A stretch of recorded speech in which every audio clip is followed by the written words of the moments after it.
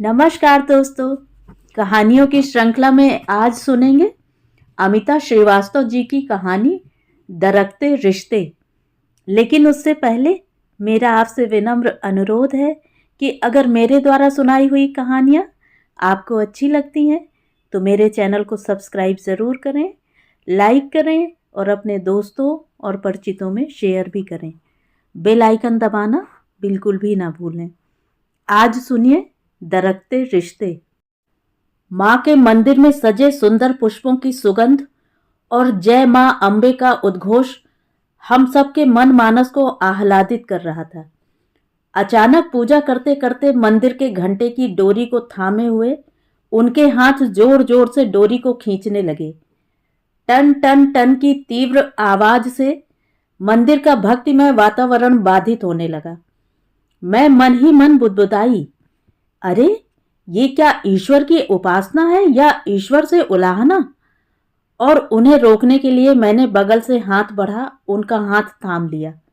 एक क्षण के लिए तो आशु दी ने पलटकर मुझे देखा और फिर सकपकाकर आंखें मूंद ली, मानो पूजा भाव में तल्लीन हो गई हूं।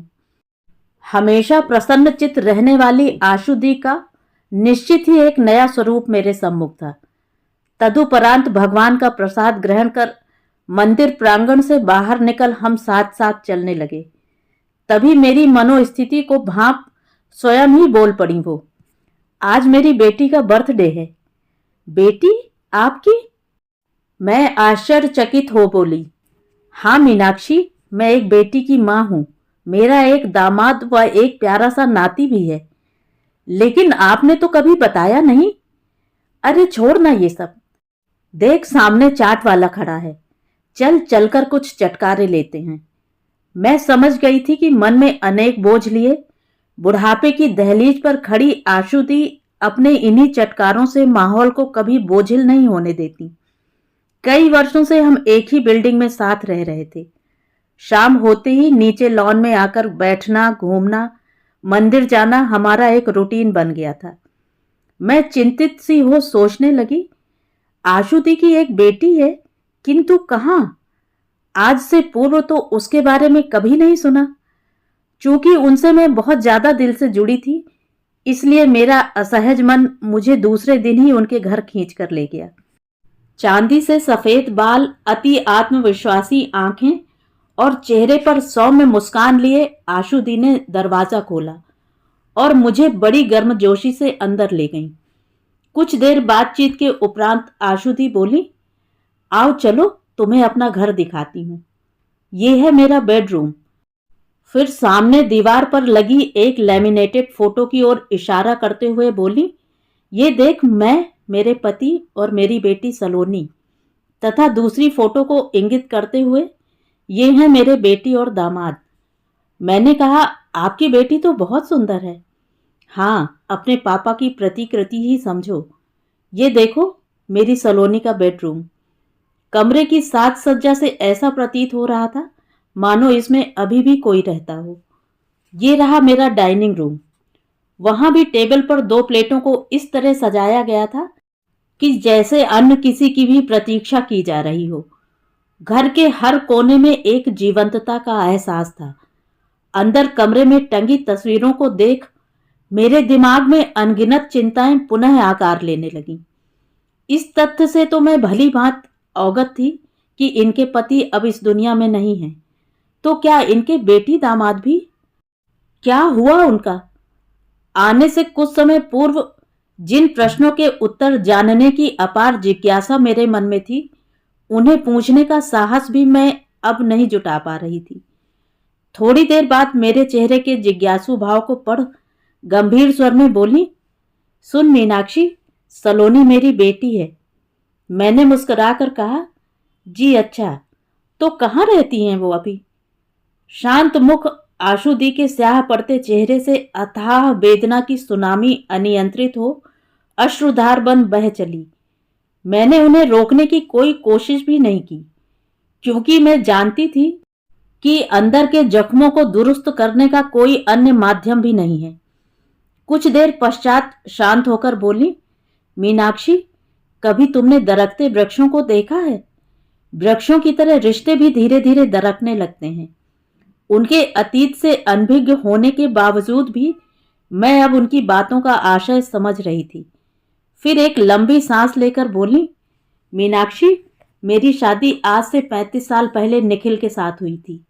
बहुत ही सुंदर संस्कारवान निखिल के प्रेम में मैं इस तरह सुध-बुध खो बैठी कि अपने माता पिता के लाख समझाने के बावजूद कि विधुर व एक बच्ची का पिता, ये विवाह तुम्हारे लिए किसी भी तरह उपयुक्त नहीं है। मैंने उनके विरुद्ध जाकर शादी कर ली और सच कहूं तो जब तक निखिल मेरे साथ रहे मुझे इस बात का कतई पछतावा भी नहीं हुआ। मैंने निखिल के साथ साथ निखिल की बेटी को भी मन से स्वीकार कर लिया। मैं, निखिल और सलोनी उस समय 3 साल की थी। हमारा जीवन बड़ी मस्ती से कट रहा था। जब सलोनी माँ माँ कहकर मुझसे चिपक जाती तो मात्र प्रेम से तृप्त मेरे हृदय के हर्ष का ठिकाना न रहता। स्वतंत्र विचारों वाले निखिल ने मेरी भावनाओं की कद्र करते हुए मुझे कई बार समझाना चाहा, किंतु शायद कहीं सलोनी की ममता के साथ न्याय न कर पाऊं, इसलिए स्वयं मां बनने के विषय में कभी सोचा भी नहीं। सलोनी बड़ी हो गई, जॉब करने लगी और फिर एक दिन अच्छा लड़का देखकर हमने इसी शहर में बड़े धूमधाम के साथ उसकी शादी कर दी।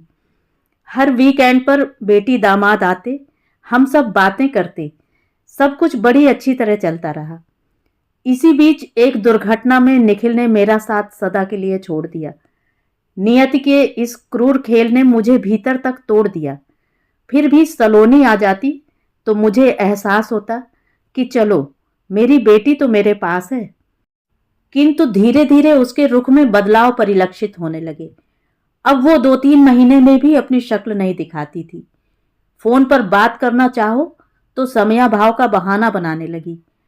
अंततः एक दिन जब वो काफी समय बाद मेरे घर आई तो मैंने उसका हाथ थामते हुए कहा, क्यों बेटा, अपनी मां की याद नहीं आती?